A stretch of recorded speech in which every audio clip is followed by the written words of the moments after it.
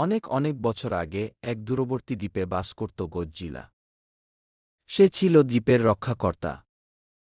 দ্বীপের গভীর জঙ্গলে আবার বাস করত ডায়নোসরদের একটি দল। তারা ছিল বিশালকায় কিন্তু মোটেই দুষ্টু নয়, বরং বন্ধুত্বপূর্ণ। একদিন দ্বীপে হঠাৎ আকাশ থেকে এক বিশাল উল্কা পড়ে। তার আঘাতে দ্বীপ কেঁপে ওঠে, আর সাগরে এক বিশাল ঢেউ উঠে আসে। দ্বীপের সব প্রাণী ভয়ে ছোটাছুটি করতে থাকে।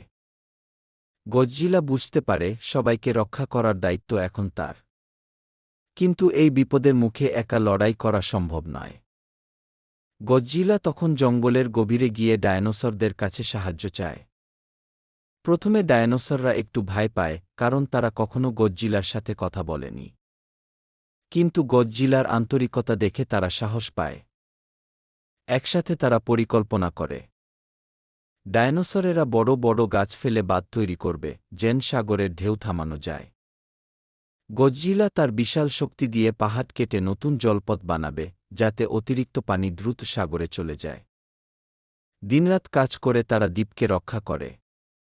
সবাই মিলেই নতুন একটা সুন্দর দ্বীপ বানিয়ে ফেলে, যেখানে গডজিলা আর ডায়নোসররা সারা জীবন একসাথে বন্ধু হয়ে থাকে।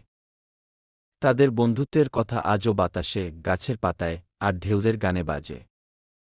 বন্ধুরা, এরকম আরও মজার মজার গল্প পেতে চ্যানেলটি লাইক, কমেন্ট ও সাবস্ক্রাইব করুন।